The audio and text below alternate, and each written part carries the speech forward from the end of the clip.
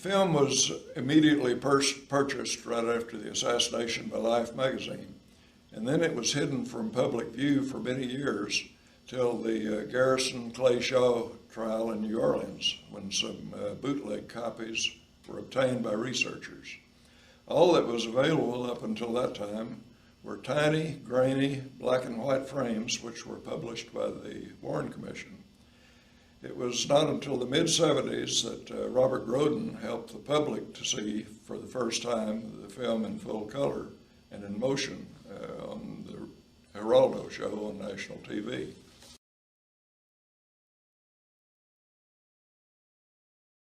In the mid-70s, Groden made available 35mm slide copies of each frame so that researchers could study them in detail. And I obtained a set of these slides and studied them intensively for hours at a time for several years.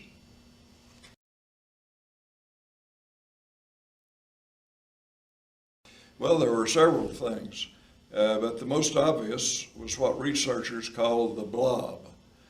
Kennedy's head wound, as seen in Zapruder, looked entirely artificial to me, as if somebody had painted it in.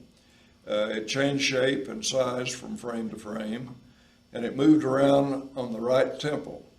The Warren Commission said this was an exit wound, but all testimony said the exit wound was in the rear of the head. And the red spray, which exits from the top front of his head, lasted for only one frame, and this seemed illogical to me if it was real. It seemed so suspicious that I started making references to possible alterations in the slideshow that I gave on campuses and various meetings during the 70s and 80s.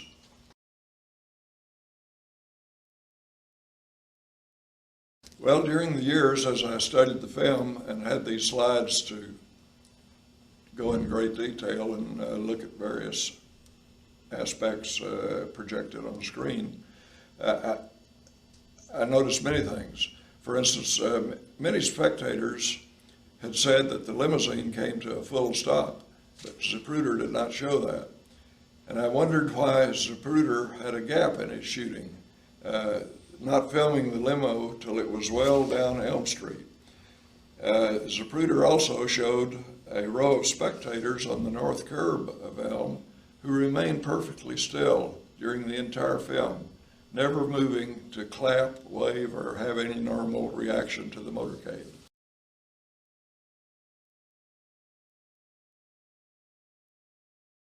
First, so little material was made available by study. I mean, Life magazine had the Zapruder film for many, many years. All we had was what was in the Warren Commission report. Second, there was much opposition to thinking that the film could be altered, even among leading researchers. And third, there were just a very few of us, 3, 4, or 5, that even thought of giving the matter such serious study. I thought since the late 70s and early 80s that it had been altered. A few others, like David Lifton, we saw at the conference here, he said he suspected it was altered much earlier than that.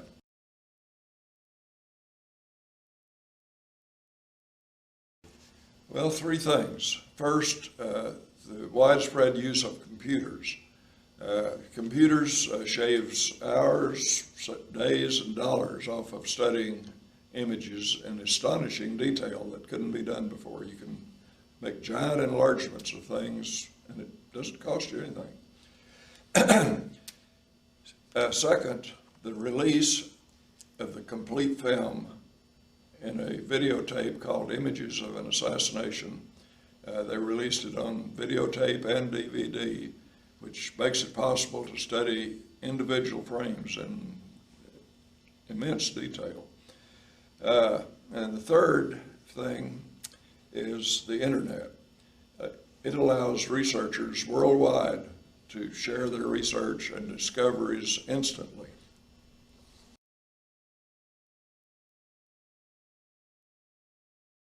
The film itself has been used by some researchers to back up their individual research, whatever it may be.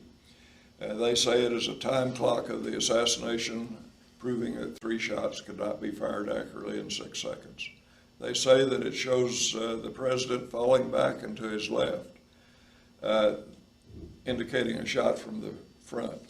They have some researchers have personal interest in giving up their own particular area of expertise in study of the film. If they say it's fake, there goes all their expertise.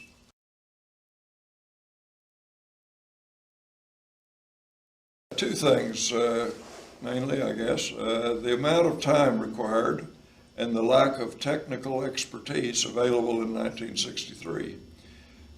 We now know that these arguments lack foundation, but researchers for many years have had no counter-argument available.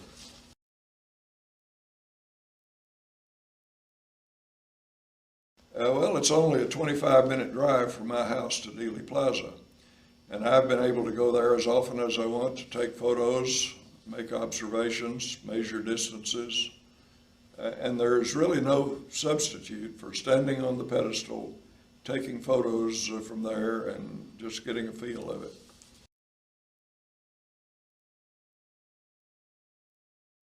Well, for most of my career, more than 40 years, I worked as a graphic artist and photographer, doing magazine ads, newspaper ads, brochures, and I also did photography. I had a collection of Leica cameras, had 4 Leica cameras with about 7 lenses.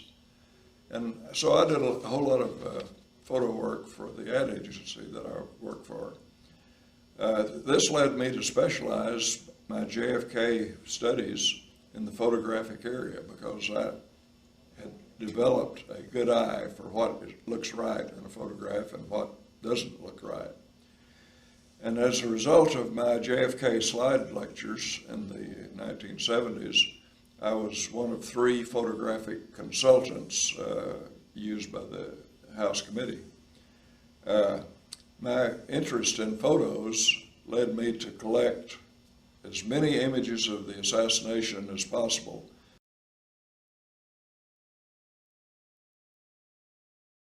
I have hundreds of photos and a real good memory for images. Like I said, I can look at a photo and see things that the average person might not see, like the direction the light is coming from, or things that shouldn't be in the photo, or things that don't seem logical.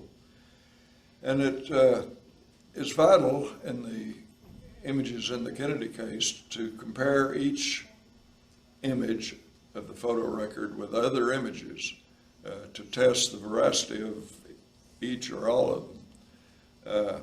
I've made numerous important discoveries of the Zapruder film by comparing the Zapruder film with other still photos and other movie images.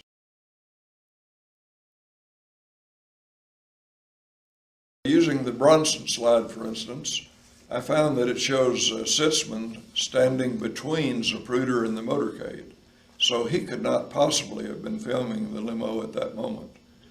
Using the Cancelleri photo, I found that a pickup truck on Commerce has no cover on the truck bed, the back end of the truck bed, as shown in Zapruder.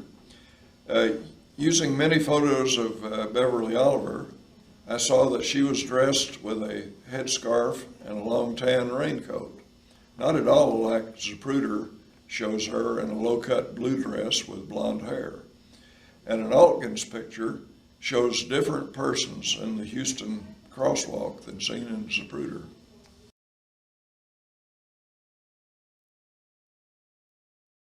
Well, first I found that other films besides Zapruder have to have been altered. It's only logical if Zapruder is altered, then the other images that might be compared to it have to be altered too. For instance, the Nix film has extensive blacking in of the grassy knoll area, apparently to hide something, unlike other parts of the Nix film. And when comparing Nix to Zapruder, other interesting differences are observed which are mutually exclusive. That is, if one of them is correct, the other cannot be correct.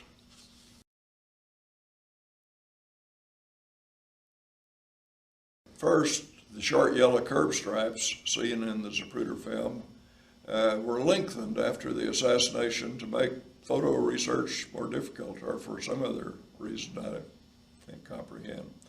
More importantly, the Zapruder film shows that the Stemmons sign is the wrong size and in the wrong location. It is provably about a foot too large and about a foot too far south.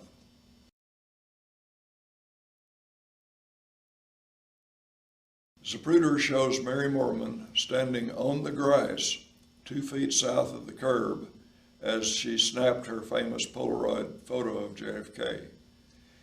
And using only her snapshot as a reference, it is possible to prove without doubt that she was actually standing off the curb in the street, 2 feet north of the curb.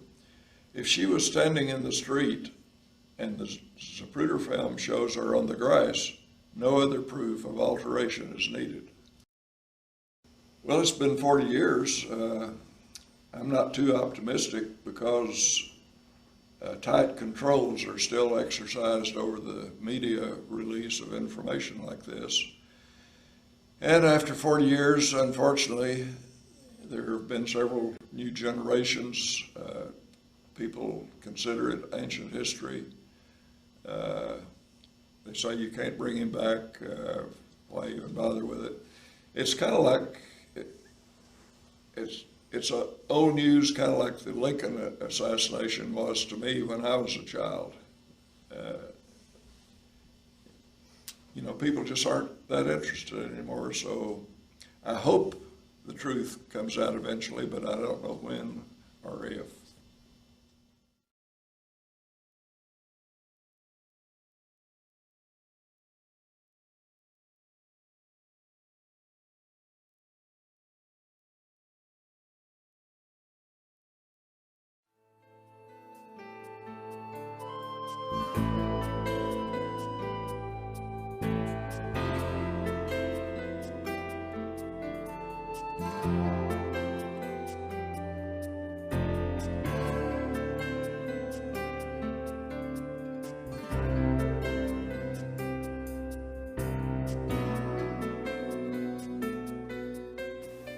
Welcome to the Zapruder Film Symposium, Is Seen Believing in the Death of JFK?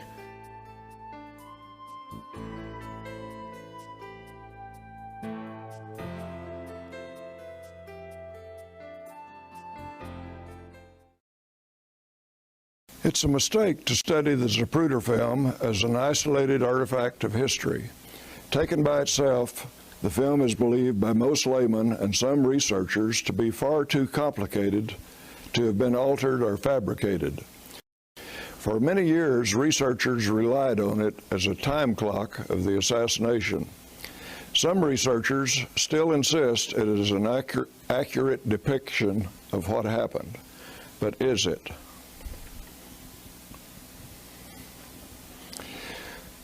The Z film must be studied in the context of all other evidence of the assassination, because not just the Zapruder film is suspect.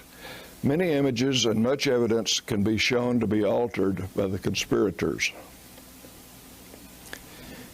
If someone altered, faked, or fabricated other assassination images, then the Z film can be seen as a part of a much larger pattern of conspiracy, much larger effort by the government to tell a false story of the assassination.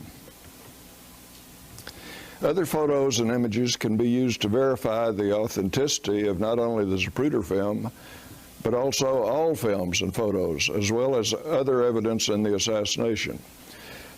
Proof that any photo or evidence does not represent the truth may help convince skeptics that if a lot of evidence was faked, then the Z film is not exempt from tampering. So let us look at many images of the assassination from A to Z to see what they tell us about the JFK assassination in general and the Zapruder film in particular. If photo evidence from A to Z is shown to be altered or shows contrary facts, then the case is greatly strengthened for alteration of the Z film. If other images were tampered with, altogether created or substituted, there's something wrong. All films and evidence must be in agreement.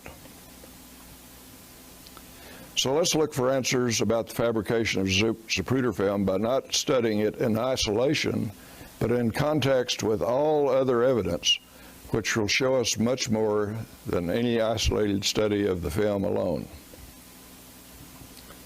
The full significance of some of the things seen in Zapruder film can be seen more easily through comparison with other images. This complete study, which I've done over a period of many years, reveals what I refer to as the Great Zapruder Film Hoax.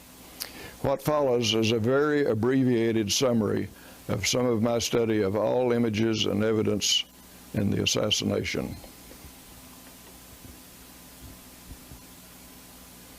Let's start the alphabet with A for Altgens. AP photographer James Altgens took these two exposures critical to study of the Z film. His exposures 5 and 6. Altgens 5 shows the turn from Maine to Houston. Altgens 6 shows the limo halfway down Elm after shots have been fired. I believe these Altgens exposures are genuine and can be used for comparisons with the official story depicted by Zapruder. Here is the full frame of Altgens 5. Of key evidentiary value is its depiction of the spectators along Houston Street, especially the apparent image of Joseph Miltier in the crowd. Miltier, a right-wing extremist just before the assassination, predicted the assassination scenario to a police informant in Miami. The HSCA denied that Miltier was in Dallas. Altgens 5 also shows, in addition to Joseph Miltier, the people standing in the crosswalk of Elm at Houston.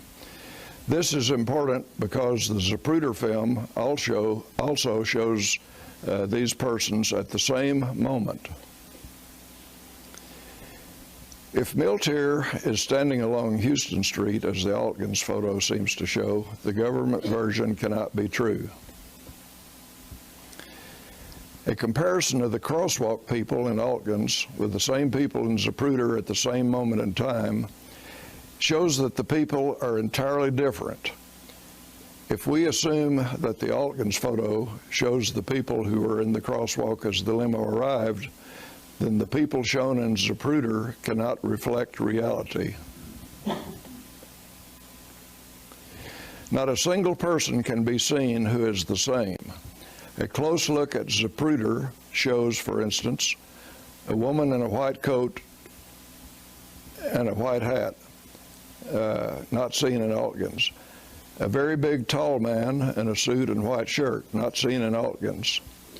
A small boy in a white shirt, not seen in Altgens. A man in a suit, white shirt, and necktie, not seen in Altgens.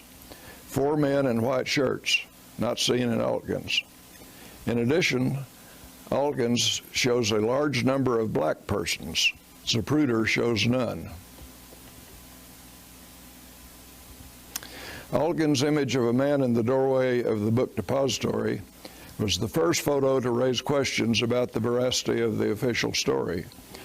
Marguerite Oswald wondered whether the man was LHO. The government claimed the image was of Billy Nolan Lovelady. If it shows Oswald, the whole Warren scenario collapses. The question has never really been definitively answered to my satisfaction. Several witnesses saw a bullet hole in the windshield. The official story denies it, but Altgens 6 seems to show a hole right near the rearview mirror, which from the South Knoll lines up perfectly with JFK. A shot from the front disputes the official story and the Z film. The last exposure taken by Alkins was number 8. It seemingly shows Zapruder just dismounting from the pedestal, but the man whose foot is on the bottom step is just barely taller than the 4-foot-tall pedestal. A person just behind him in dark clothes appears to be a short lady with dark hair. But Marilyn Sitzman was very tall and wearing light clothing. Is this really Zapruder and Sitzman? Or maybe has this image been altered to fit the official story?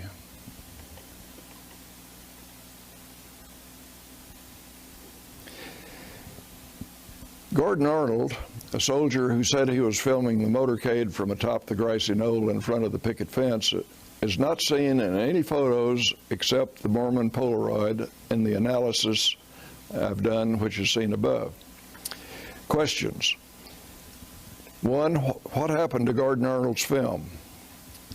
2, was he removed from other photos because those controlling the images dared not show an unknown person filming whose footage might surface at a later time, especially a soldier? If Gordon Arnold's story is true, the official story must be false.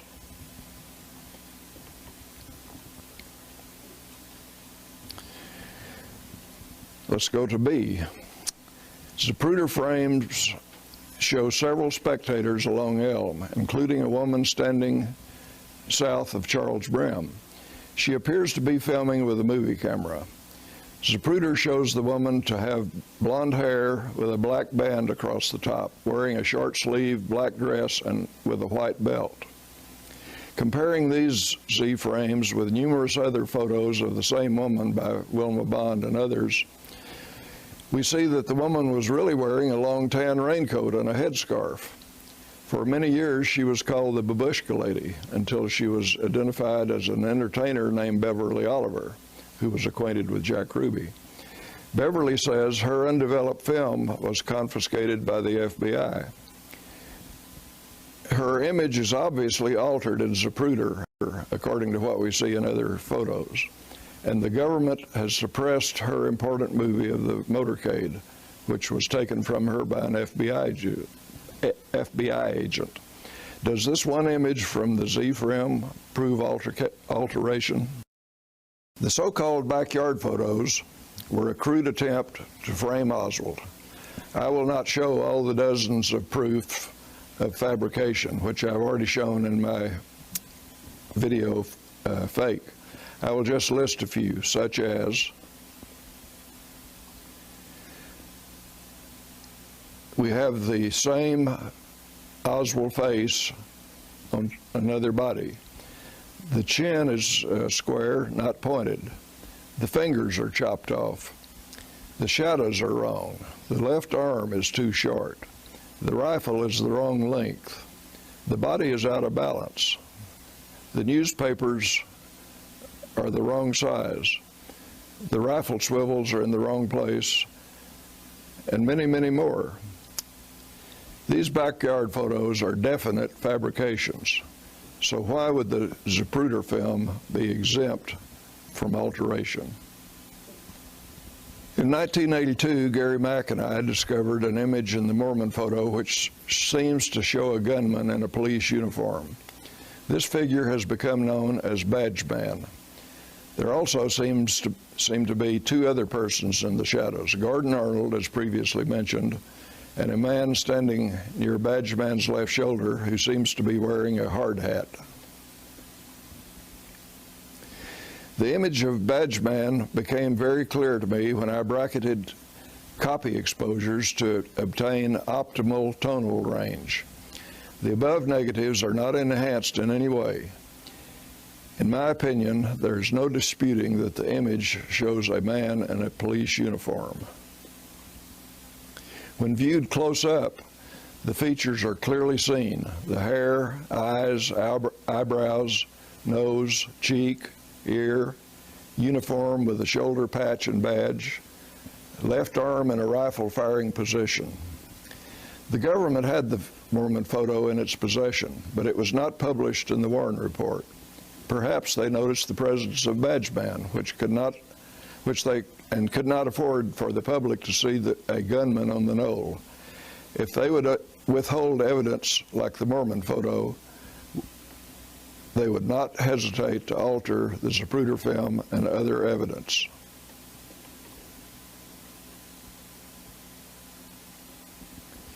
Because some people had difficulty discerning the Mormon photo in black and white, I used photo tint transparent oil paint to tint a black and white print so that everyone could see the three people on the knoll. These images apparently presented great difficulty for the Warren Commission, so they suppressed them. Hugh Betzner took this little studied black and white image of the assassination. Can it tell us anything about Zapruder and the Zapruder film? Perhaps. At least a half a dozen researchers have said that they have seen another movie of the assassination, as Jim mentioned a while ago, taken from a similar viewpoint as Zapruder. Is it possible that the Betzner photo shows another photographer near the pedestal?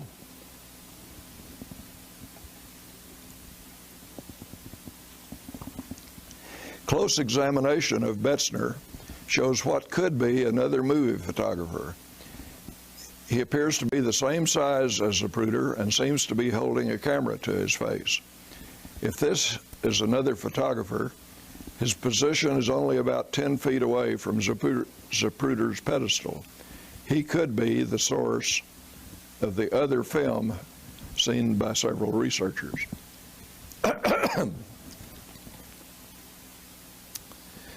Betzner is also a useful photo to study the curb people seen in Zapruder that I've reversed here for comparison. It can be seen that 9 people in Zapruder cannot be seen in Betzner, apparently hidden by the Secret Service men. Such comparison of one photo to another is essential to determine the authenticity of these photos, to compare Zapruder to other photos in this manner. Betzner is a useful photo, as I said, for studying Zapruder and Sitzman, their location on the pedestal and what they were wearing. Comparing Betzner to Willis, the couple look very similar, but when both pictures are compared to the Bronson slide taken at the same instant, they are radically different. The Bronson slide is believed to be genuine, so are both Zapruder and Sitzman altered in Betzner and Willis? And how were they dressed? Both Betzner and Willis show Sitzman in a light dress, but in Bronson she wears a dark dress with light sleeves. Is this evidence of alteration? Or were the persons on the pedestal not Zapruder and Sitzman?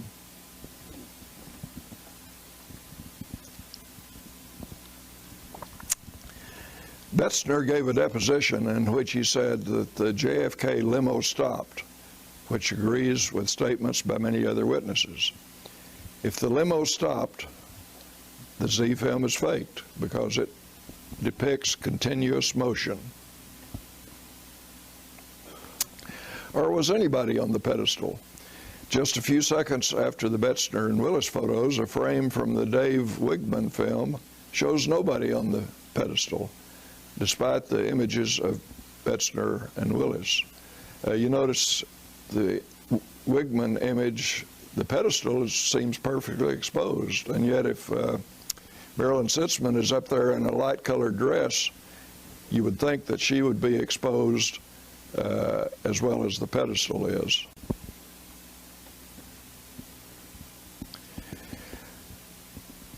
This may be a clincher. The color slide by Art Rickerby from almost the same line of sight as Betzner shows blue sky west of the pergola. Betzner's sky is obviously blacked in. If they bothered to retouch Betzner, would they leave the Zapruder film unaltered?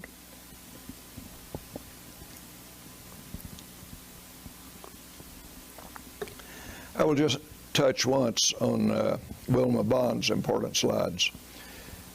As shown above, the Bond photos show passenger train cars behind the pergola. From the same elevation and a similar viewpoint, the Willis 5 slide shows no train. Do the Bond slides show alteration of the Willis slide? If Willis is altered, would they leave Zapruder unaltered?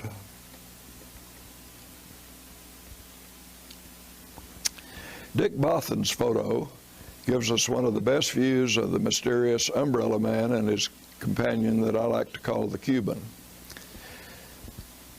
Other photographers like Towner, Bond, and Grant also took photos of these strange characters, and I will discuss them more later.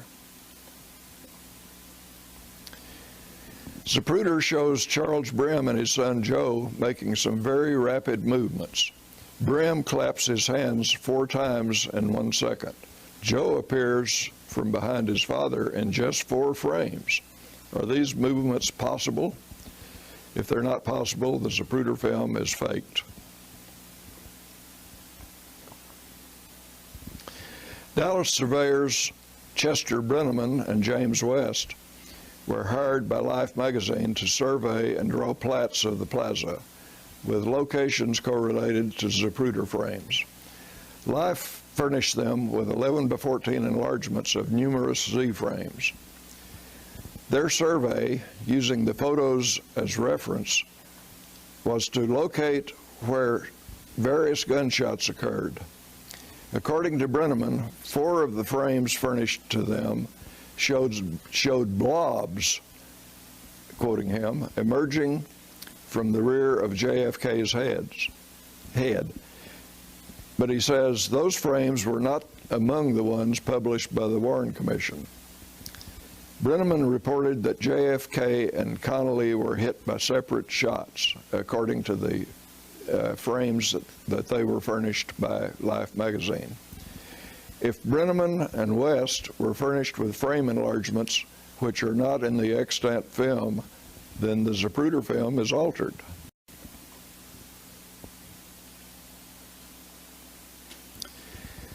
Charles Bronson took this slide from atop a pedestal at Main and Houston. It depicts most of the important players in Dealey Plaza on November 22nd. From the left, we see the Newman family, Mary Moorman and Jean Hill, Tony Foster, 2 unknown twin-looking women, identically, and these women are identically dressed, Charles and Joe Brim, his son, the Umbrella Man and the Cuban, 2 unknown boys, the Chisholm family of 3, and a group that I call the Wildly Waving Women. All of these women got their hands above their head, waving at the president as he passes by them. Cropped out of this view here are Zapruder and Sitzman.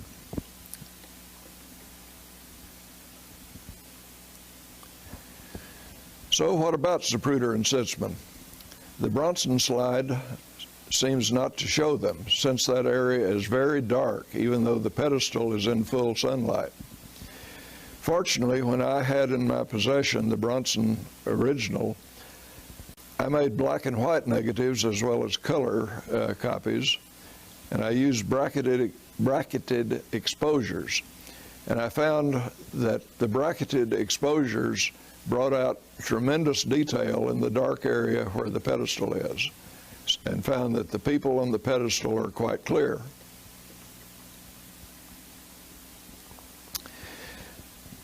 Here is what the black and white negatives reveal. 2 people on the pedestal, but if they are Zapruder and Sitzman, then the Bronson slide proves that Zapruder could not have shot the Z film. The Bronson slide, when you analyze it, you see that Zapruder and Sitzman are facing each other as if waltzing. So I call this the Zapruder waltz. His camera is aimed at her chest, and he cannot see the limousine since she blocks his view.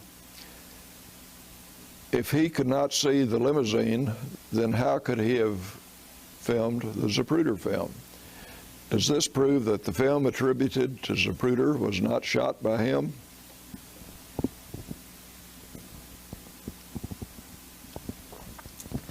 The famous stretcher bullet, which prompted the famed single bullet theory, was pictured in the Warren Report. Not until the early 1990s did researcher Walt Cakebread and I notice and then prove that the Warren Commission photo of CE 399 has 6 lands and grooves. Walt is a gun expert, and he knew that the Mannlicher Carcano was manufactured with only 4 lands and grooves. He obtained 8x10 enlargements from the archives of CE 399, as shown by the Warren Commission, and also as later published by the HSCA. The HSCA bullet properly has 4 grooves. In the intervening years, someone had counterfeited a 4-groove bullet and substituted it for the 6-groove Warren Commission bullet in the archives. Who had access to these bullets? Only the FBI.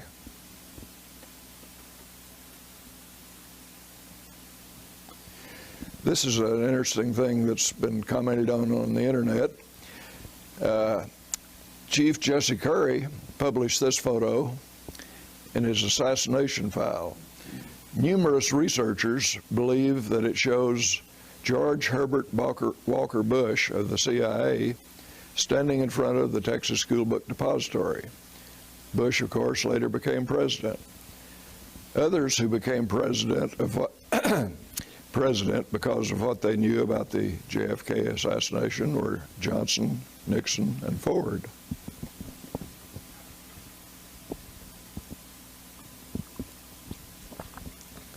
Frank Cancelleri shot this important photo within about 20 seconds after the gunshots ended, as can be determined in the other things in the scene. Note the pickup truck over on Commerce Street, which I have circled in yellow. Here is a close-up of the pickup truck from Cancelleri. Compare it to the same truck image as seen in the Zapruder frames at left. Zapruder shows that the bed of the truck has a cover over it, and in some frames has what seems to be a railing down the side. Cancelleri shows nothing covering the bed of the truck, and in fact shows a man who appears to be sitting in the back of the truck.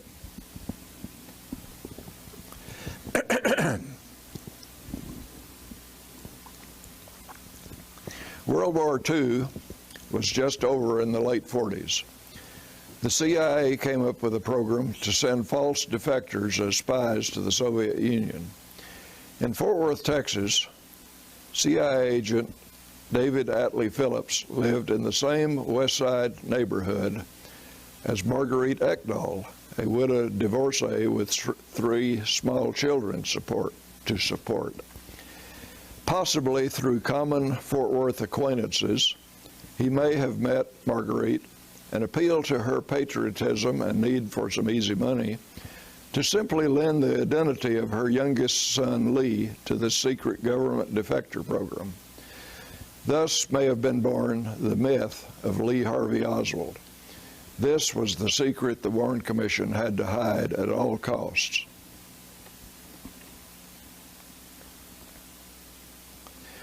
Lou Conine was famed for his CIA exploits in Southeast Asia. His longtime co-worker, Colonel L. Fletcher Prouty, said that Conine was a genius at planning the details of operational scenarios.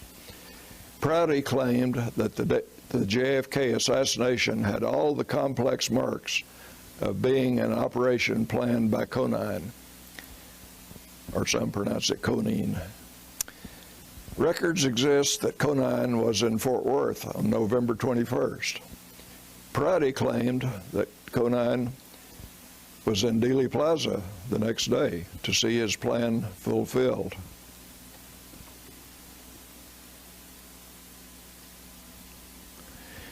It appears that Prouty may have been right.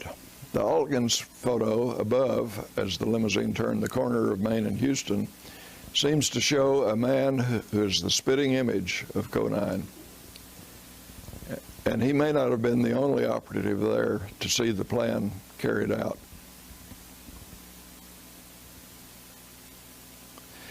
Photographer Mal Couch reported that he saw a pool of fresh blood on the sidewalk 10 to 15 feet from the southwest corner of the depository building. He described it as being 8 to 10 inches in diameter. This is one of the unsolved mysteries of the assassination. Was this pool of blood related to several reports of a Secret Service man being killed, which, if it happened, was covered up?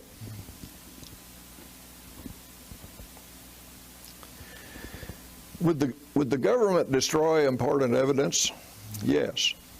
For example, one of Tom Dillard's original negatives was destroyed by the FBI, which studied it for the House committee. This is inexcusable. The area of the negative which is destroyed is the second window from the corner on the 6th floor, and many researchers have speculated that through the glass there can be seen another person. If another person was there, he's been destroyed on the original negative, and it can no longer be studied.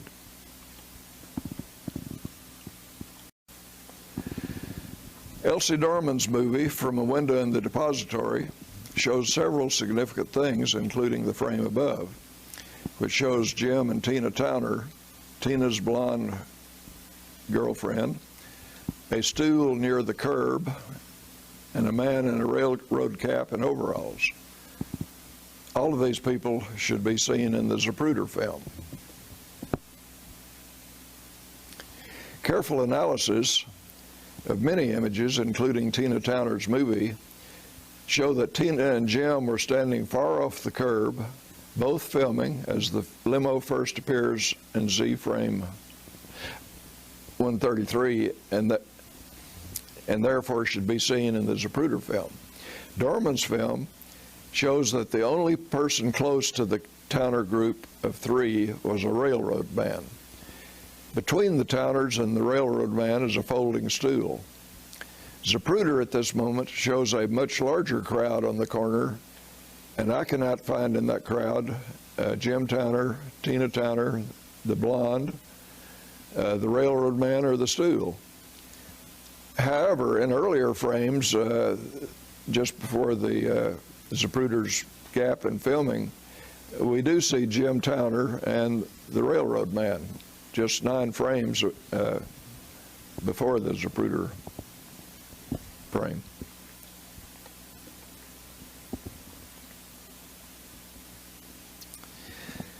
On Monday following the assassination, the Dallas police took the above 2 photos from the pedestal.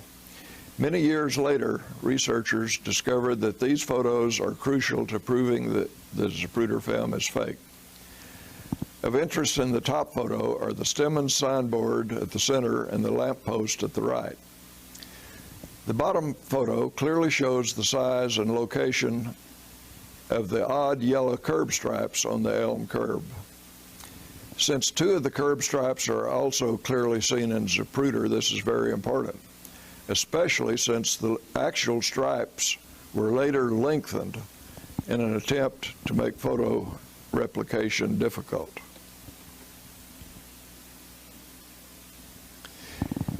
This photo can be overlaid with Zapruder frames to show that the Zapruder sign and the lamp posts were not placed correctly. Dr. John Costello, whom you're going to hear from later, has done an extensive scientific analysis of the Stemmons sign, and he declares it the most important smoking gun of Zapruder film alteration. His study also shows that the lamp post at right, seen in Zapruder, is placed at the wrong angle.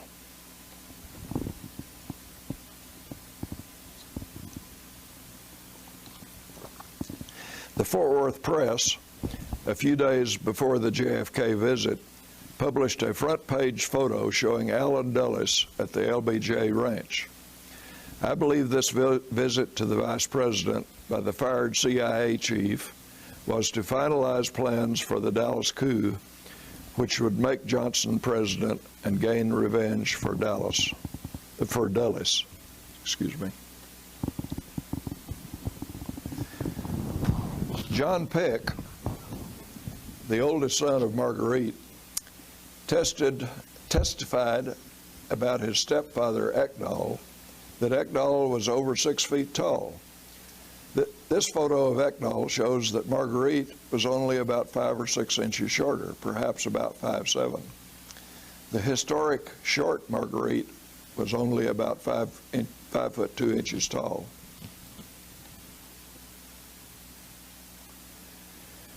Marguerite Oswald, when her son Lee was very young, I think, volunteered his identity to a long-range government program for training young men to become false defectors to Russia. From grade school through high school, and then even through the Marine Corps, Lee and his surrogate led parallel lives for more than 10 years as they trained for the top secret assignment, which had nothing to do with the assassination that happened years later.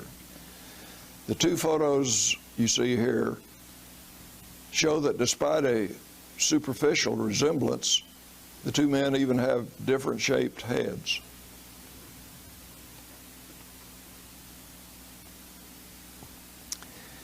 Hoover's FBI apparently had the assignment to eliminate inconvenient evidence, whether it was photographs, testimony, or physical evidence. The Bureau conducted a dragnet of all photos immediately after the coup. All photos which were tampered with were in their possession. Testimony of witnesses was changed by agents. Evidence in the possession of the Bureau, which was found to be inconvenient to the official story, was lost or changed. A good example of this is the counterfeit bullet, which originally had 6 inconvenient grooves, which had to be changed to 4. Only the FBI had access to this evidence.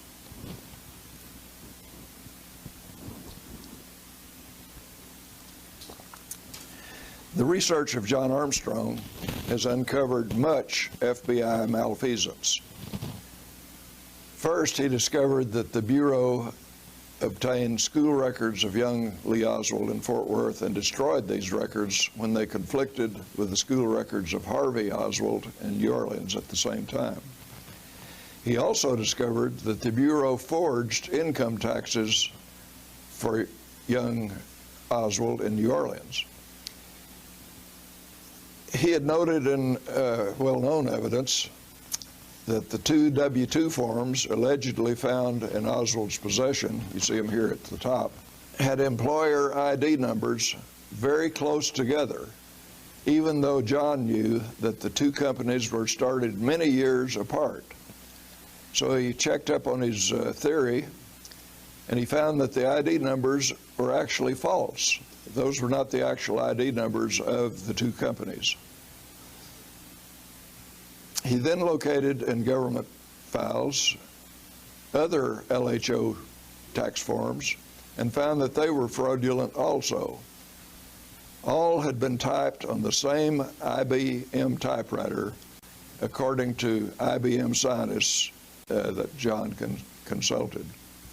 So here you have forms from 3 different companies over 2 different years, and yet they're all typed on the same typewriter as proved by IBM experts.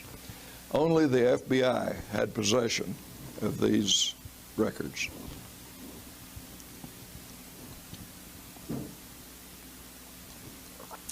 Many frames of the Zapruder film show a woman in a tan coat and gray pants running across the grass in Dealey Plaza. I always thought she looked strangely tall compared to Jean Hill and Mary Moorman in the foreground, and she's in the background. This woman has been identified by researchers as Toni Foster, who is said to have been about 5 foot 2 inches tall. Acting on my suspicion that Tony Foster seemed much too tall, using the known height of the two lampposts in Dealey Plaza and some photo composites that I'd made, I conducted many studies, and to my amazement, Tony appeared in Zapruder to be about 7 feet tall based on the 14-foot height of the two lampposts. John Costello, noting my minor errors in my studies, were caused by lens distortion. Now, John has done a fabulous job, as you'll see later, of taking out all distortion from the Zapruder film. Well, John furnished me with corrected frames, and I redid my study, and I found that it did make a difference. And the resulting composite shows that Tony is about 6'5" tall, at least 15 inches taller than her actual height in my study. This perhaps indicates that whoever fabricated these frames may have enlarged the background. I'm not claiming that the background is enlarged, but that might be an indication of it.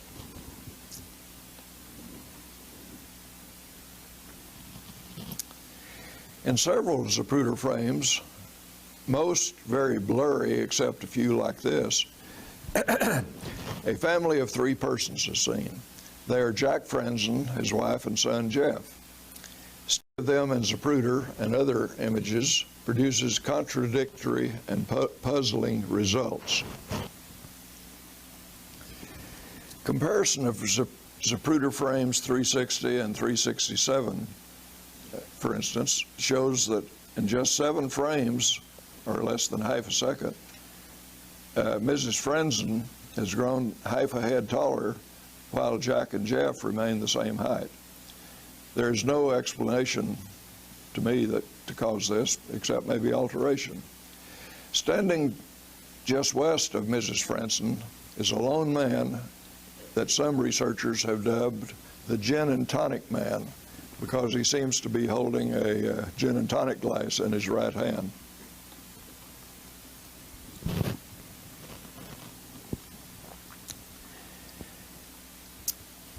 It is essential to compare Zapruder frames to other frames to determine authenticity of either or both. Here I checked Zapruder frame 360 with a comparable frame in Nix to check the Franzen family and the gin and tonic man, seen clearly in Zapruder. And we find that in Nix, Mrs. Franzen disappears from her position holding her husband's left elbow. He and son Jeff, as well as the gin and tonic man, are in the same position in Nix and Zapruder. But in Nix, a new mystery woman appears west of the gin and tonic man. She clearly is not Mrs. Franzen. So something is wrong with one or both of these films.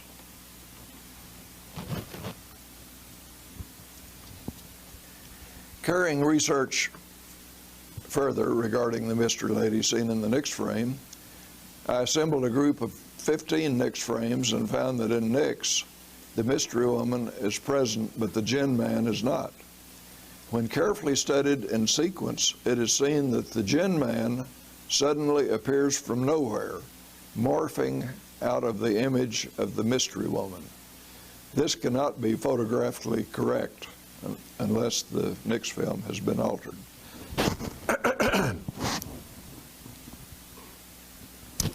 As mentioned, Zapruder shows a lone man by the South Elm curb who seems to hold a glass in his right hand. Some researchers, as I've said, have named him the gin and tonic man. However, a few seconds later, the Cancelleri photo shows the same man clutching several large signs to his chest. If he was holding signs instead of a glass, where are the signs in Zapruder? If he was holding signs, Zapruder has been altered.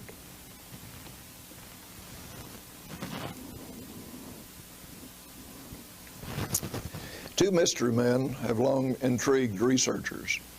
They are seen in many photos, of which Grant above and Bothan offer the best views. They are even seen in Zapruder. Several views show the dark man I call the Cuban talking on a radio. The Grant photo shows a large mysterious bulge under the jacket of the Cuban. The man with the umbrella open on a bright sunny day makes little sense, unless he was a signalman at the point of the first shot. Despite many photos of these two men, there was no official interest by investigators in finding them.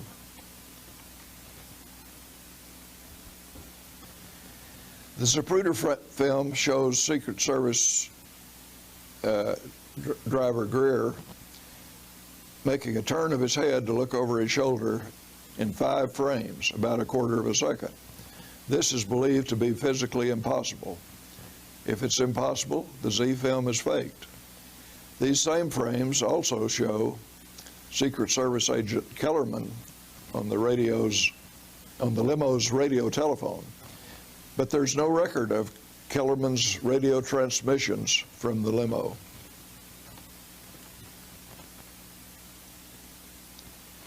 Considerable evidence, too lengthy to detail here, shows that convicted hitman Charles Harrelson was one of the 3 tramps arrested and marched through Dealey Plaza. As seen above, Harrelson, serving a life sentence for the murder of a federal judge, himself admitted to participating in the plot to kill the president. You must admit that his presence at the scene of JFK's murder is suspicious. Here we see the passport of Lee at the left, and on the right, the DPD arrest photo of Harvey. They are sized so that the distance between the pupils of the eyes are the same. Though many facial features are similar, the shape of the head clearly identifies 2 different men.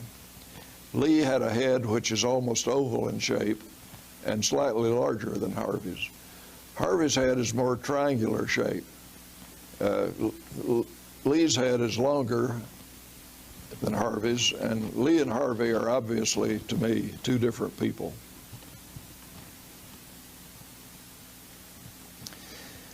These 2 Oswald photos were taken just 11 days apart in 1959.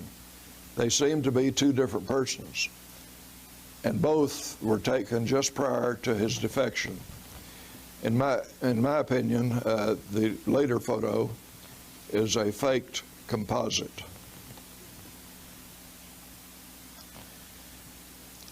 The Oswald who attended Beauregard Junior High School in New Orleans is obviously Harvey. Note the similarity to the Oswald who was married to Marina. At the same time Harvey was attending Beauregard, Lee was attending Stripling Junior High School in Fort Worth.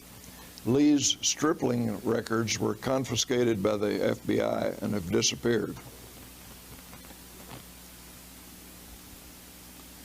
The Dallas Times-Herald, on the day of the assassination, interviewed witness Jean Hill. She told them that she and her friend Mary Moorman were standing in the street when they took a Polaroid snapshot of the assassination, as you can see from the Dallas Times-Herald clipping here on the right. The much more frame above shows them standing in the street. Mary, in the black coat, has just taken the famous Moorman Polaroid. But the Zapruder film shows both Jean and Mary on the grass, 2 feet south of the curb, despite their claims and despite evidence to the contrary. If they were in the street and not on the grass, the Zapruder film is proved to be fake.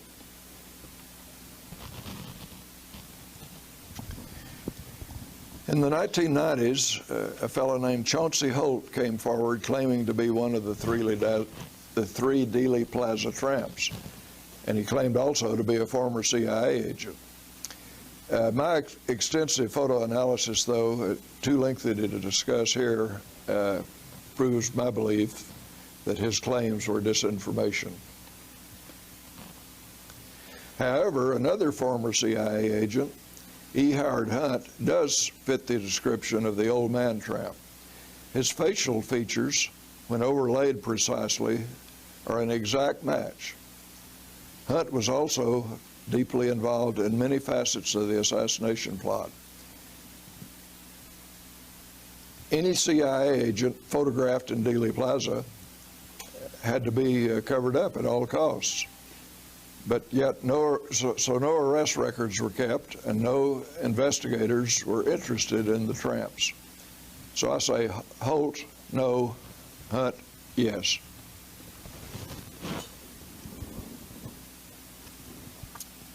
Well, to follow through with my alphabetical sequence here, I had to come up with something for I, and I thought of this invisible lamppost. There are some seeming anomalies in the Zapruder film are difficult to analyze. In frame 456, seen here, a lamppost becomes completely invisible, so that the rear of the limo, as well as Clint Hill and the trunk, are seen through the area where the lamppost should be. Is this a result of panning blur? I don't really know. This may or may not be important, but all anomalies like this should be explained. In fact, a study of other frames seems to show the lamppost, who fabricated the Z film, put the lamppost in this one frame on the other side of the car instead of the sidewalk side of the car. Then I thought of another I that I thought I'd throw in for ITEC. The ITEC Corporation, a major government contractor, was hired to analyze the Zapruder film, the Nix film, and other images. ITEC obediently said that all films verified the Warren report. Jean Hill, one of the closest witnesses to the shooting, was ridiculed for many years for her statement that as the limo approached where she was standing, she saw JFK and his wife looking at a small white dog between them.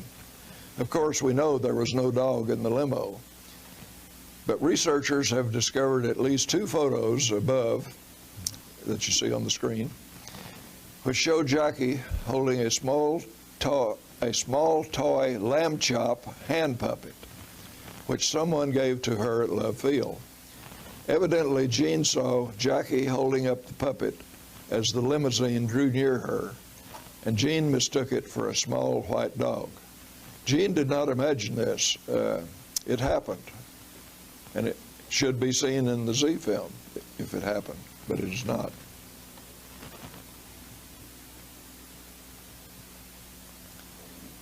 Well, K is for Kennedy himself. The president himself was not exempt from body alteration, or at least photographs of such alterations, or both. Photos of JFK's wounds clearly do not match witness descriptions, especially the huge exit hole in the occipital, which above is shown to be covered with undamaged scalp. Well, L is for lampposts. At some point after the assassination, all the curbside lampposts in Dealey Plaza, for no apparent reason, were moved to different locations and are replaced with poles of different heights than the originals. Researchers think, and I think John Costello is going to prove to you, that this was part of the cover-up plan to confound and confuse attempts to replicate photos of the plaza.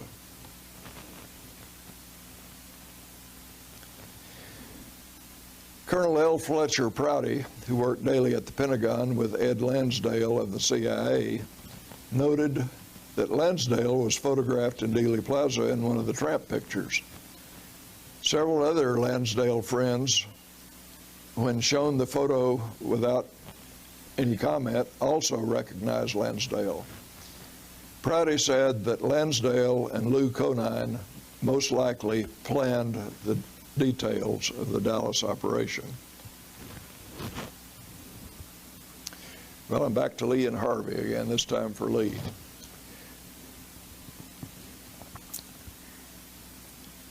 Lee Oswald, on the left, at an early age, loaned his identity to the CIA for use in a false defector program.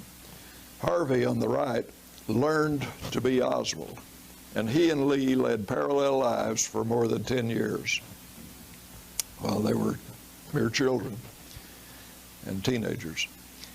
His agency controllers, later though, were involved in the assassination plot, and his controllers sacrificed Harvey as the patsy to take the fall for the JFK hit. Lee, however, may still be alive today, living under another name.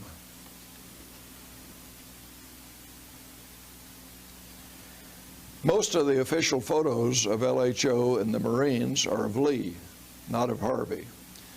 This photo of Lee, which could not even be found by the HSCA investigators, was located by John Armstrong in the files of Naval Intelligence. As I told the HSCA, this particular picture, which they only had a Xerox copy of, he has a head 13 inches long, which I later discovered was a peculiar identifier of photos of intelligence personnel.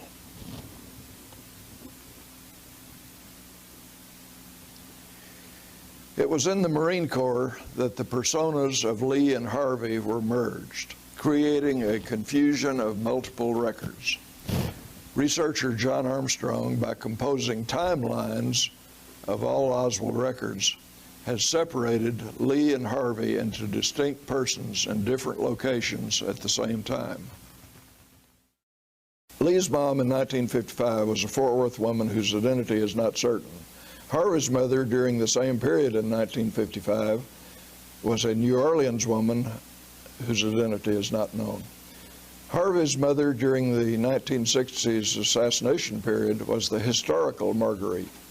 Her true identity is unknown. Whether or not there were other Marguerites is also unknown. And it is very likely that some of these women were CIA operatives.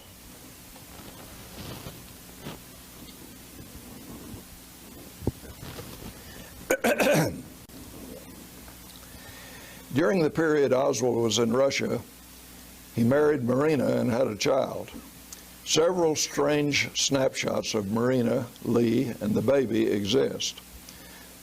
The baby, strangely, looks like a stiff doll in the photos, and all of the photos are provably fake composites. In the upper left, Oswald is clearly pasted in. In the bottom photo, Marina is pasted over the older woman. My two articles on these peculiar faked photos were published in the fourth decade. I can think of no reason for this odd charade.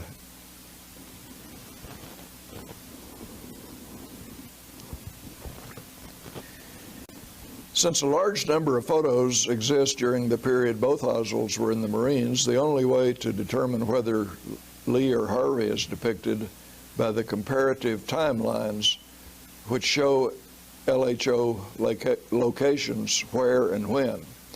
And until John Armstrong's book is published, we won't have that definitive timeline. So right now, only John can really tell me which Oswald is in which picture in some of these cases.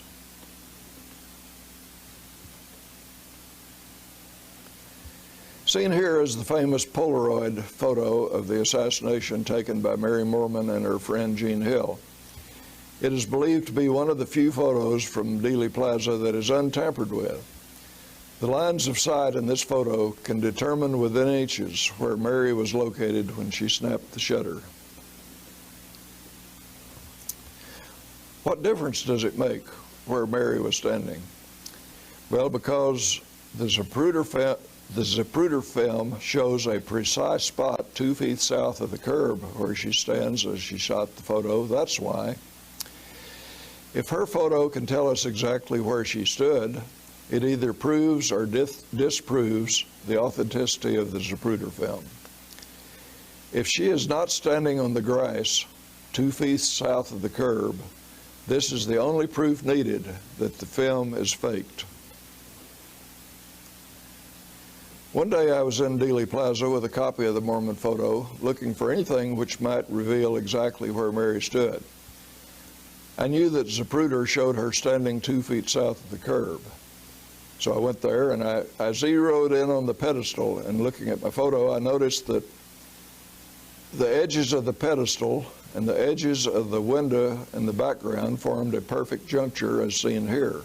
A big cross, which is even easy to locate from memory over and over again without any other reference.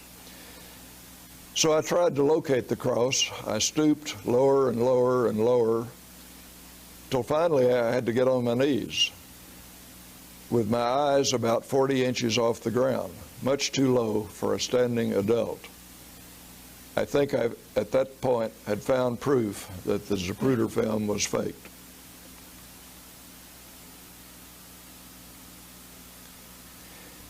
Over the next several years, I conducted many experiments and photographed them. I established beyond any doubt Mary's line of sight.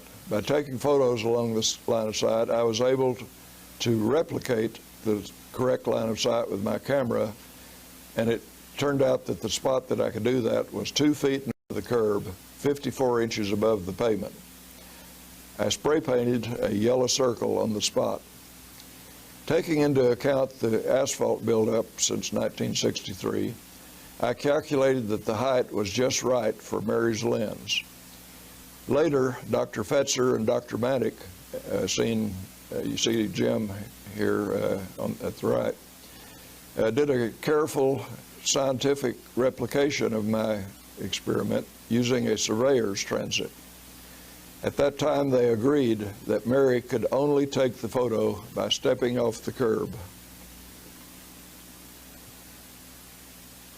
So what difference does it make? Well, if Mary was in the street, she would be about 4 feet closer to Zapruder and approximately a foot lower. In Zapruder, if she was standing in the street, she would look like the image I fabricated at the right. Her feet would be hidden by the limousine. What I did, I took my computer and just lowered her down to make it appear that she's standing in the street in front of the curb.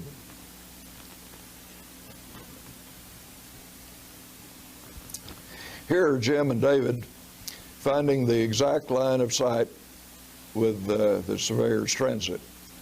I have overlaid images of Mary from Zapruder on the line of sight. I did it both 2 feet south of the curb and 2 feet north of the curb. You can see that she is normal size in the street and a midget on the grass, since her lens must be just 41.5 inches above the grass, according to the studies that Jim and David did.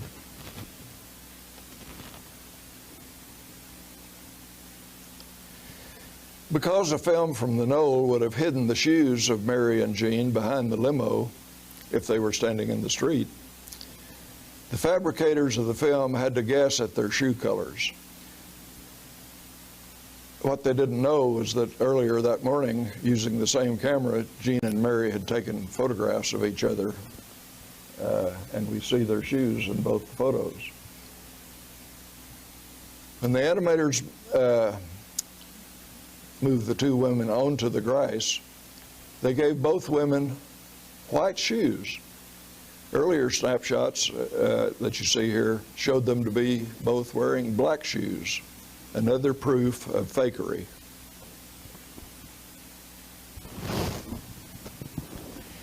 Marie Muchmore's movie also, in my opinion, shows Jean and Mary in the street. Muchmore frames show their feet hidden by the north curb.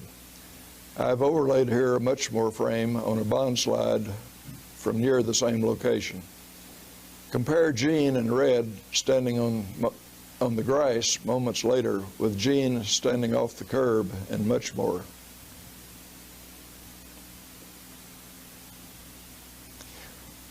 One of my earliest studies showing film fakery was with these frames from the Nix film, which were published in the 4th decade.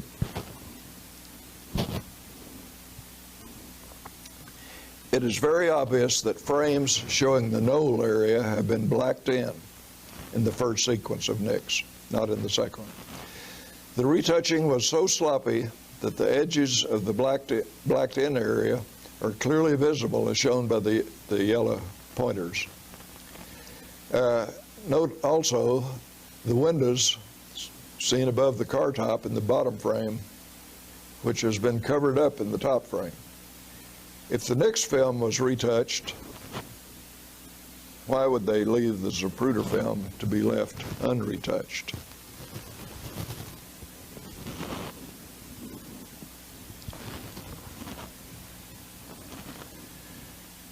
The late JFK researcher May Brussel corresponded with a young man named Donald O. Norton from Akron, Ohio. Norton told May that he was the real Lee Harvey Oswald. Researchers John Judge and Bill Kelly met this man in May's presence once when she was giving a lecture at the University of Toledo. Other researchers later determined that Norton was still living and obtained a photo of young Norton. Later, Norton moved to Florida, and an older photo of him was obtained as he looks today. His left eye in particular, as well as the nose, looks very much like the Marine photo of Lee Oswald.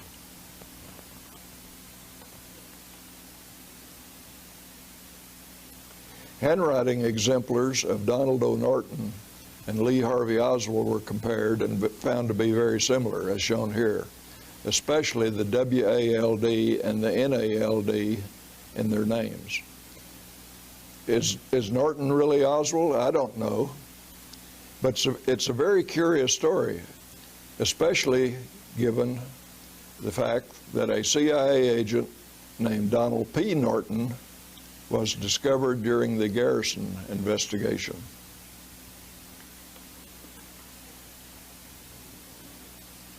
Teenage Beverly Oliver worked as a singer in a club next door to Jack Ruby's Carousel Club. She knew Ruby well, and also his underworld friend R.D. Matthews. Through them, she met another underworld character, George McGann, and married him. Matthews, seen here about the center of the screen, was McGann's best man. Why was a teenager acquainted with mobsters in Dealey Plaza filming the assassination with a camera given to her by another acquaintance, Larry Ronco? Why did Ruby tell Beverly Oliver to wear a green dress with white polka dots and go to the plaza that day? This is all too strange to be totally innocent.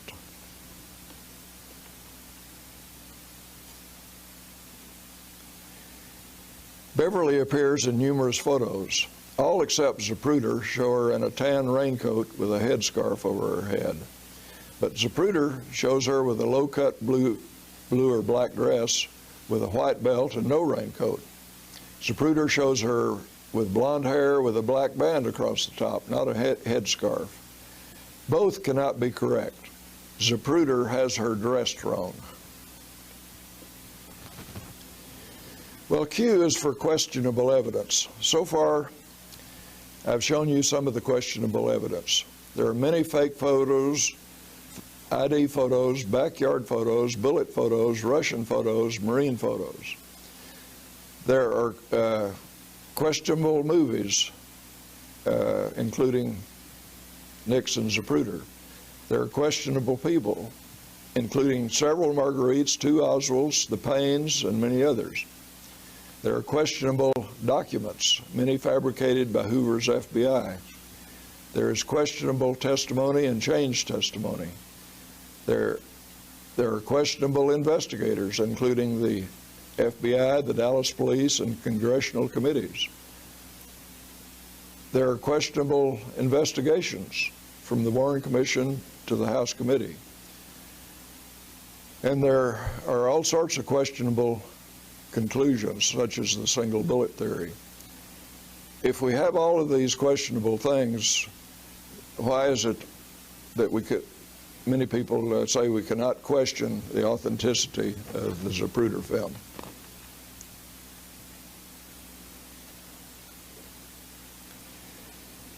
Ruth and Michael Payne are truly mystery characters in the assassination. That they were deeply involved with Marina Oswald is without question. The research of John Armstrong shows that the Paynes knew both Harvey Oswald and Lee Oswald. All of them were clearly involved in some sort of intelligence operation, but that does not translate into their being involved in the assassination plot. Like many others, such as Marguerite Oswald and Robert Oswald, were they unwittingly drawn into a murder plot which they did not expect?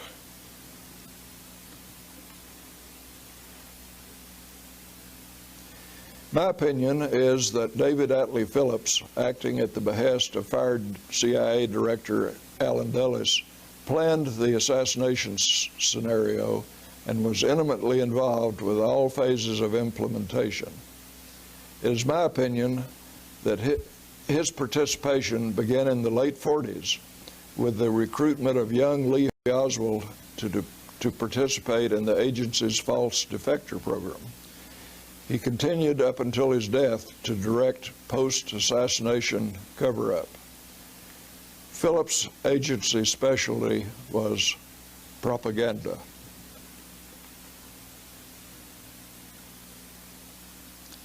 Army Intelligence Officer James Powell was standing at the corner of Elm and Houston taking photographs of the motorcade. He took this photo of the depository immediately after hearing the shots. I have several questions regarding Powell. Was he on assignment there? Was this photograph taken of the sixth floor window to incriminate Oswald? Where are the other slides he took? And why have they never been made public? Life photographer Art Rickerby took several important Dealey Plaza photos. But this color slide was never seen until just recently when I discovered it on the internet. It is important because it is a clear color shot of the Umbrella Man in Cuban, and it also is important because it shows the bright blue sky behind the pergola where Betzner and Nix are blacked in.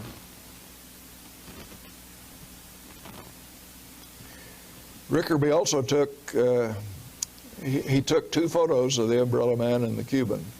I just showed you the color one. He took another one, which is at the right.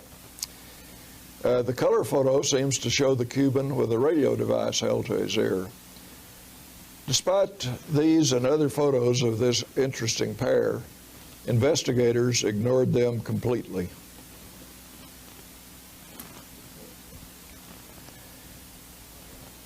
Lieutenant Carl Day of the DPD is shown removing a Mannlicher Carcano rifle from under a stack of boxes on the sixth floor of the book depository. But it was also identified as a Mauser. Still later, the Dallas Police and Warren Commission showed various photos, all said to be the same gun, which Day is handling here. Later photos showed a clip protruding from the bottom of the rifle. No clip is seen here when it was found. No clip was on the evidence list of the Dallas Police. The rifle could not be fired without a clip, so conveniently, a clip later showed up. Close study of the serial number shows that the same number was photographed on two different guns. One was evidently counterfeited by the FBI, and rather ineptly at that. The serifs on the C and the numbers do not match in the two photos. The spacing between the numbers does not match.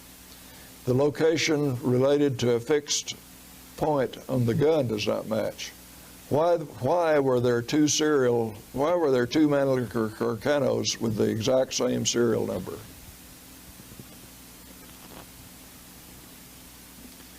As shown above in one of my exhibits prepared for my House committee testimony, it is clearly seen that at least 3 different guns appear to have been identified at various times as the same gun.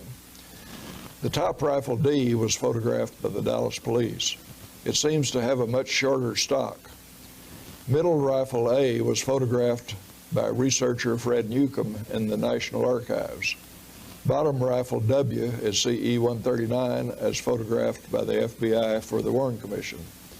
Even though all 3 guns had the same serial number, it appears that the photos show 3 different guns.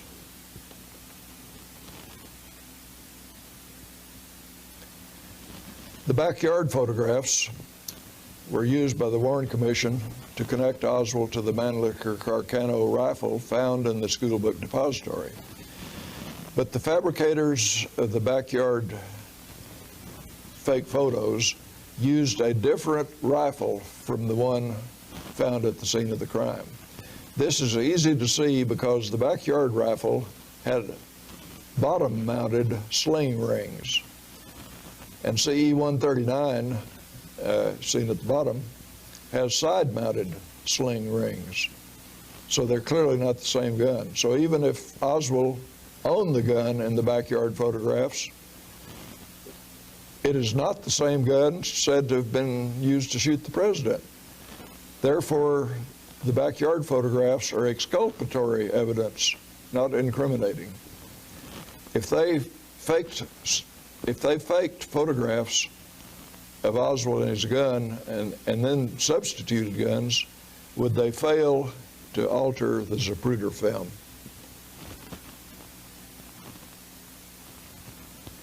Recently discovered on the internet is a photo at right of Robert Oswald on November 24th being escorted from Parkland Hospital by a Secret Serviceman in sunglasses and a snap brim hat. In a well-known photo of Charles Brim in the plaza, the same man is seen standing behind Brim in the crowd.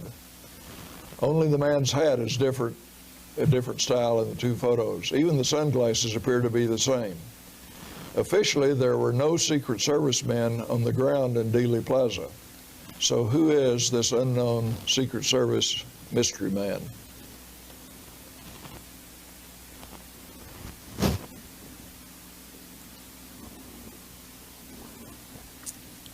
A full-page photo in Robert Oswald's book, Lee, shows Lee holding Robert's daughter, Kathy.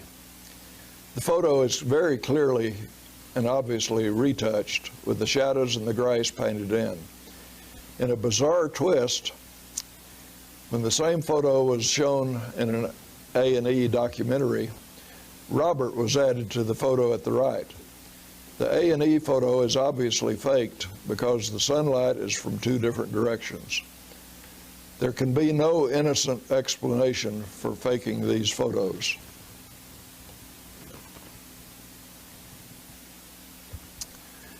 I'm often asked, did Robert Oswald know that there were 2 Lee Harvey Oswalds? My answer is yes, he had to know. In his book, Lee, Robert has photos of both of them.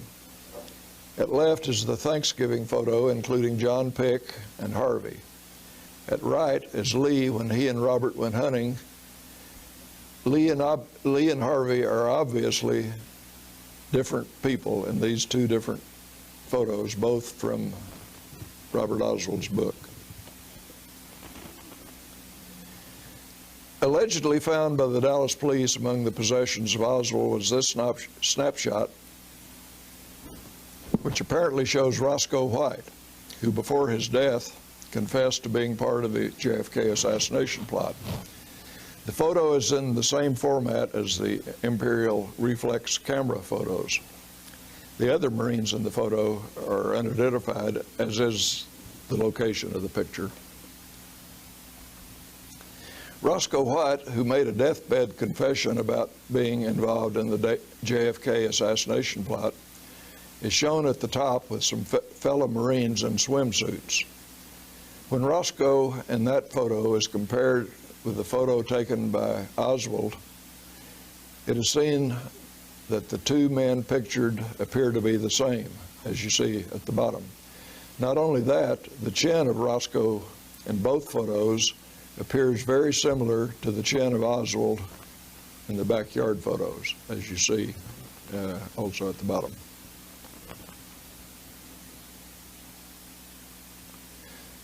So whose chin is this in the backyard photographs? Here's a comparison of photos of Roscoe comparing his chin to Oswald's chin and to the backyard chin.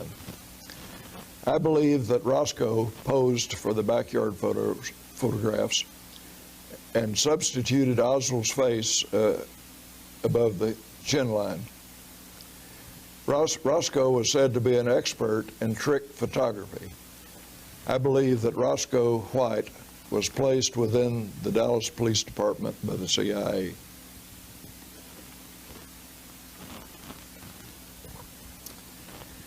Here is a composite of Zapruder frame 414 with a photo I took at a time calculated to exactly match the sun position on November 22nd at 12:30 p.m.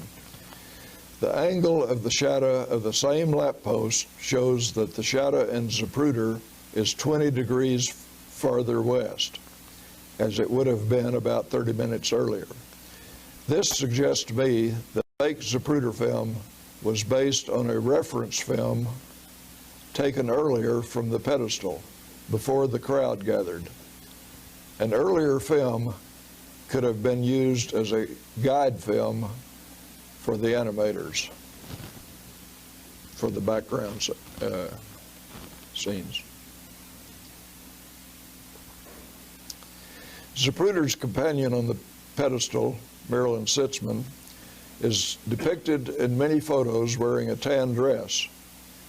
However, the Bronson slide shows her in a dark-colored dress with light-colored sleeves. And all images of her show her to be at least a foot or more taller than an extremely short Zapruder.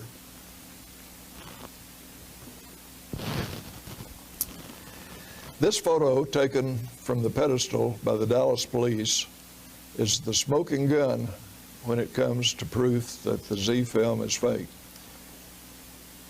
John Costello is going to show you that it can be shown scientifically that the back view of the Stemmons sign does not match the Zapruder film.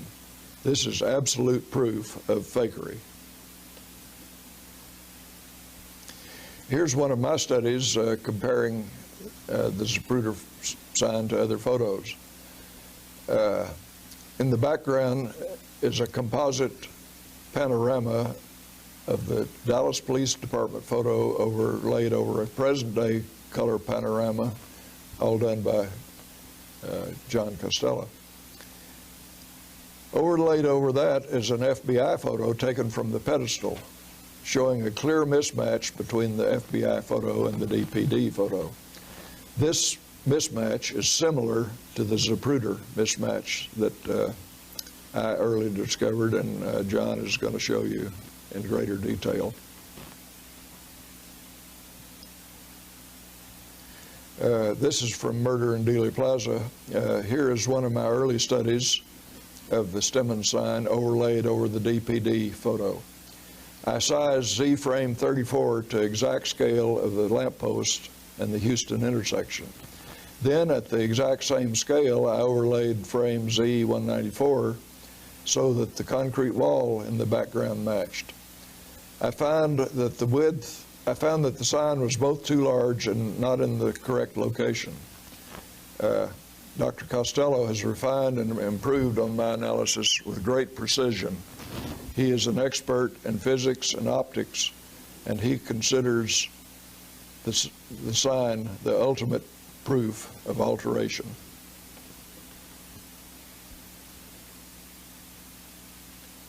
About 25 years ago, I had the opportunity to copy the original Jim Towner slide seen here.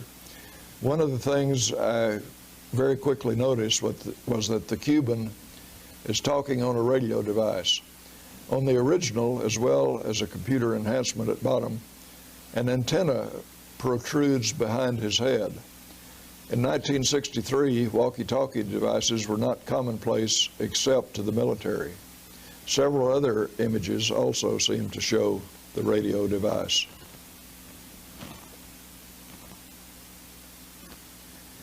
The two closest spectators to Kennedy when he was shot were two curious men, one holding an open umbrella and the other raising his right fist during the shooting. Instead of running away like most spectators, the two sat down close together and seemed to talk to each other. The dark man I call the Cuban is photographed talking on a radio. Other photos show them eventually walking away in opposite directions. It is amazing that official investigations showed no interest in finding and identifying these men. Well, I was kind of scrounging around for a V. There weren't very many V's, but I remembered the white van parked at the corner of Elm and Houston. And in my observing the white van in Towner, Altgens, and other photos, oddly it seems that Zapruder, you see the van obscured by the tree in Zapruder at the top. It appears to be seen in Zapruder at the same angle as seen in the Altgens photo, taken from 50 degrees different angle. I don't know if it's significant or not. It's just one of the, I was searching for a V, actually. The various images of Zapruder and Sitzman on the pedestal show them drastically moving around and changing sizes and directions. I call this the Zapruder waltz. Note in this graphic that all the pedestals are sized the same, but the heights of the persons change radically. For comparison, Robert Grodin is pictured on the right on top of the pedestal with a 8-foot pole marked in feet. Using this 8-foot pole and drawing lines across, I determined that nearly all of these images, Betzner, Willis, Bronson, Nix, Moorman, all these images using my 8-foot pole scale shows Zapruder is only about 5 foot tall.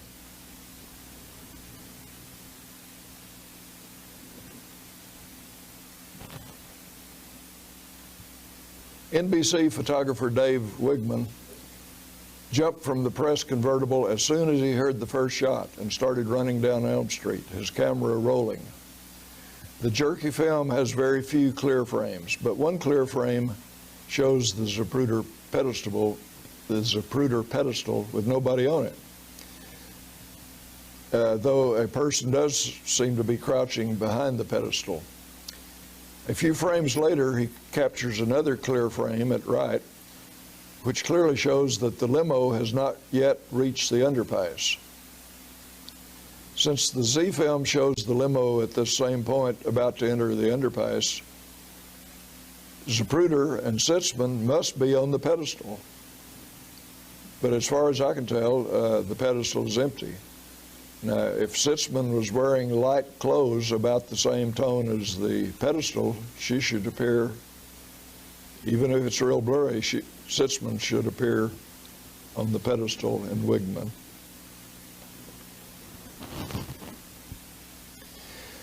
Well, so far you've seen lots of fake evidence to cover up the assassination. About this time, I'm usually asked who was behind it all. I believe the arrogant Allen Dulles presided over the coup. This is all my opinion. Before proceeding, he had to ensure against exposure. So he checked first with those who obviously might search for the plotters, the successor and possible later successor, along with the chief investigator. Dulles then enlisted 4 of his most trusted colleagues to plan and execute the coup. These 4 used their vast network of assets to carry it out, including agents, Cubans, informants, mafia, right-wing fringe elements.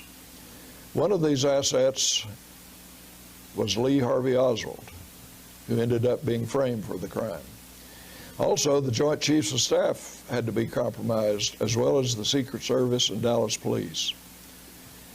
And as I showed you earlier, some think that maybe even George Herbert Walker Bush may have been involved, especially given his family's close ties to Nixon.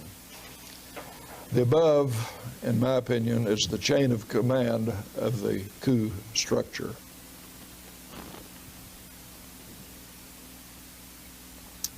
Phil Willis took a series of important slides during the assassination. Some of them seem to be tampered with. The Bronson slide shop at the top here shows the main players along Elm Street. Willis seems to show, just east of Mrs. Chisholm, a woman who is clapping her hands. She is not seen in Bronson.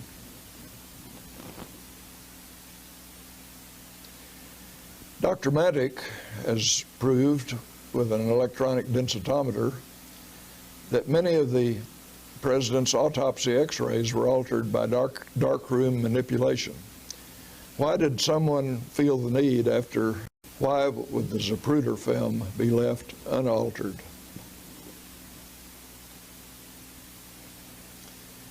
On November 22, 1963, several freshly painted yellow curb stripes were photographed on the south curb of Elm Street in the kill zone. At least two of these stripes appear in Zapruder frames. The photograph above was taken by the Dallas Police Department Monday after the assassination and shows the stripes were about 2 feet long. The color photo was taken in the 1990s, showing the stripes had been lengthened to about 40 inches. The purpose of these stripes is unknown, but what is known is that after the assassination, the stripes were lengthened, nearly double size, perhaps in an effort to frustrate replication of photographs from the pedestal. It is believed that these stripes were originally painted by the assassination team and later were repainted as part of the cover-up.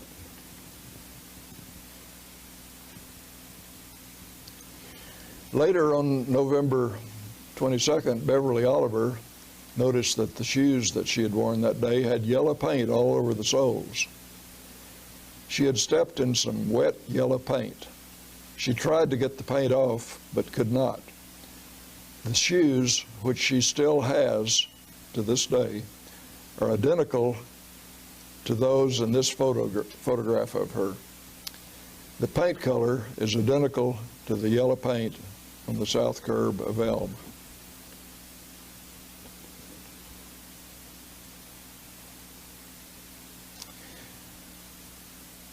Despite the fame of his film, Abraham Zapruder's exact role in the assassination is still quite a mystery.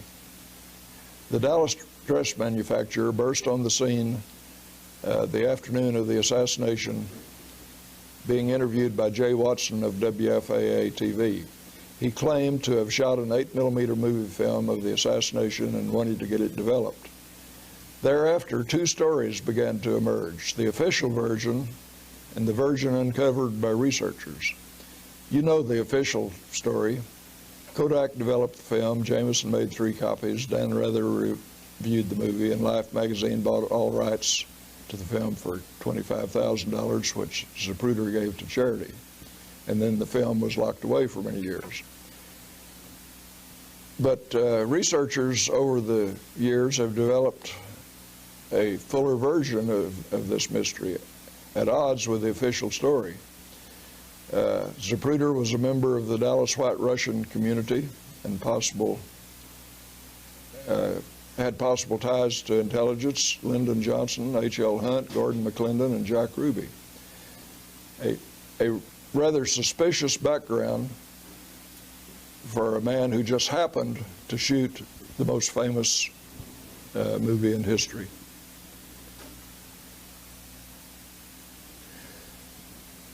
Well, here are my conclusions about Abraham Zapruder.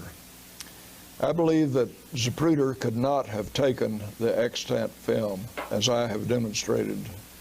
The Bronson slide alone shows that he was not able to photograph the limousine from the pedestal because Sitzman was blocking his view of Elm Street. There are many other proofs. Zapruder was a dress manufacturer. He was not a photographer. He could not have faked the film. So where did the fake film come from? Researchers over the years have developed indications that Zapruder likely was an asset of an intelligence agency.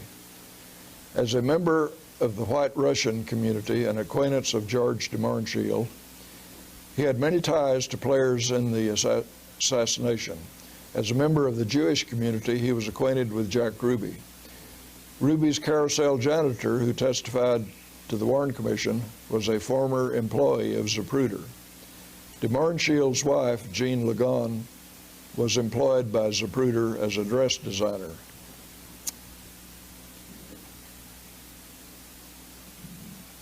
I do not think Zapruder was part of the plot to kill the president. I do not think that he knew that JFK would be killed. I do think he was persuaded to be in Dealey Plaza with his camera by an intelligence agency, which was planning to film the assassination and needed an amateur photographer willing to claim he took the movie, if necessary. I think Zapruder did shoot some film that day, but not the existing Zapruder film. Zapruder was a shrewd businessman. He had been handed authorship of the most famous film in history, whether or not he shot it. The first thing he did was consult his attorney and draft legal papers. Then he went through the official motions he had been assigned, getting the film developed and establishing himself as the photographer. But I think he also realized he had been set up to be an unwitting accomplice to the killing of the president, so he had to be careful. He set about getting rid of the film. Perhaps part of his assignment was to sell it to Life magazine. Perhaps part of his assignment was to show it to Dan Rather of CBS or others. Dan Rather apparently saw a different version than the extant film. Zapruder claimed untruthfully that Life paid him only $25,000, which he donated to charity. In actuality, his contract with Life was for $150,000 plus 1/2 of all future worldwide rights, making him a wealthy man. But Zapruder could not shake the nightmares of his unwitting participation in the president's murder. So I believe he set about to protect himself and his heirs. I believe that Zapruder stashed away with his family and his attorney materials known only to himself, both as protection and leverage. What this material might be is not known, but we can speculate. Perhaps it was the film he really shot before editing and alteration. Perhaps it was footage edited out of the film. Perhaps it was details of who asked him to be a decoy photographer. It was perfect material for blackmail. I speculate that whatever it was that he stashed away enabled his family and attorneys at an appropriate time to demand and get $16 million from the government for a tiny strip of film which they never actually possessed, while retaining all the copyright income potential.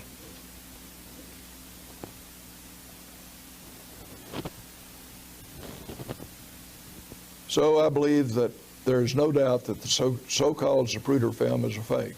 I believe that Zapruder himself knew it and protected himself from involvement in the plot by keeping certain unknown secret materials which were later used by his heirs and attorneys to perpetrate a $16 million blackmail fraud. I've shown you many proofs that the extant Zapruder film is not a genuine depiction of what happened on November 22nd, 1963. Perhaps the most blatant proof I've developed of falsification is that the film shows Mary Moorman and Jean Hill standing on the grass when I think it is provable that they had stepped off the curb, as they have always said. To me, no other proof is really needed, but other proofs are abundant. The conclusion is clear. Just think it over. Someone murdered President Kennedy on Elm Street in 1963. 40 years later, it is clear that the official story of the lone assassin is untrue.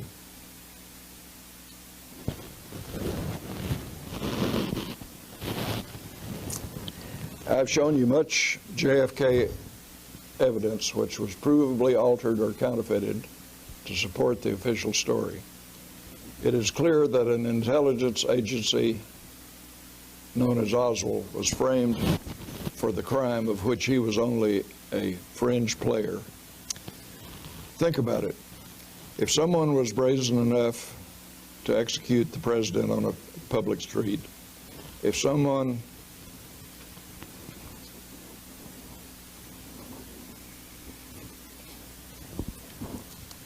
excuse me.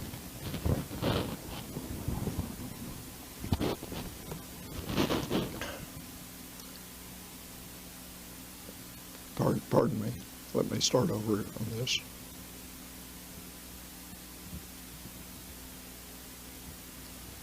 Just a moment. I've lost my place now. Jim, help me. My copy is below where I can see. Will you scroll? Sure. I don't know how to operate that mouse. I need to see the rest of the copy that's not at the bottom. You need right here.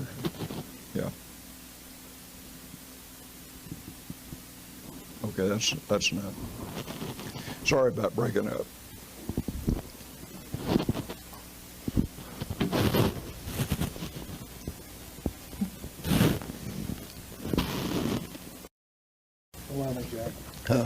Think about it. If someone was brazen enough to execute the president on a public street, if someone was heartless enough to frame an innocent man for murder, if someone was cruel enough to kill a policeman as part of the plot, if someone was confident enough to fabricate evidence against the patsy, if someone was powerful enough to continue the cover-up for 40 years, why would they hesitate to fabricate the Zapruder film?